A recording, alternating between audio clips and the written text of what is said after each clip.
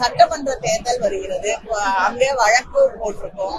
தொடர்ந்து திராவிட முன்னேற்ற கழக ஆட்சி முதலமைச்சர் அவர்கள் நீட் தேர்வை ரத்து செய்ய வேண்டும் என்று தொடர்ந்து போராடி கொண்டிருக்கிறோம். நிச்சயமாக ஒன்றியத்திலே ஆட்சி மாற்றம் வரும் பொழுது அதுல நாங்க சொல்லக்கூடிய நிலையில் நிச்சயமாக மாற்றத்தை எங்களால் பண்ண முடியும்னு சொல்ல முடியும். அதுவரை நீதிமன்றத்தை தான் நாங்க வேண்டியிருக்கிறோம். இந்தியா கூட்டணி ஆட்சிக்கு வந்திருந்தால் தான் இதை ஒழிச்சிருக்க முடியும்னு சொன்னாரா?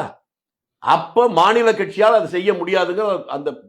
அது அவர் சொன்ன பதிலே நீங்க புரிஞ்சுக்கணும். மூளை இருக்கவங்க புரியும். ஒருவேளை இந்தியா கூட்டணி மத்திய சர்க்கார் வந்திருந்தாங்க அப்படின்னா நீட்டை நாங்க ஒழிச்சிருப்போம் அப்படின்றாரு சார். ஒருவேளை காங்கிரஸ் இந்திய கூட்டணி வந்ததுன்னா நீட்டை தமிழ்நாட்டில் ஒழிச்சிருவீங்களா? ஒருவேளை சார், அது அவர் சொல்வதிலிருந்தே நீங்க ஒண்ணு புரிஞ்சுக்கணும்.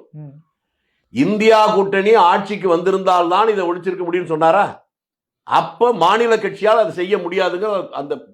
அது அவர் சொன்ன பதிலே நீங்க புரிஞ்சுக்கணும். மூளை இருக்கவங்க புரியும். ஆனா சார், அவரு ஆரம்பத்துல சொல்லும் போது முதல் கையெழுத்தே நீட் ரத்து தான் அப்படின்ற மாதிரி தான் சொன்னாரு. ஆனா எங்க ஆட்சி வந்தா பண்ணுன்ற சொல்லலையே சார். நல்ல விவரமா இருக்கீங்க தம்பி.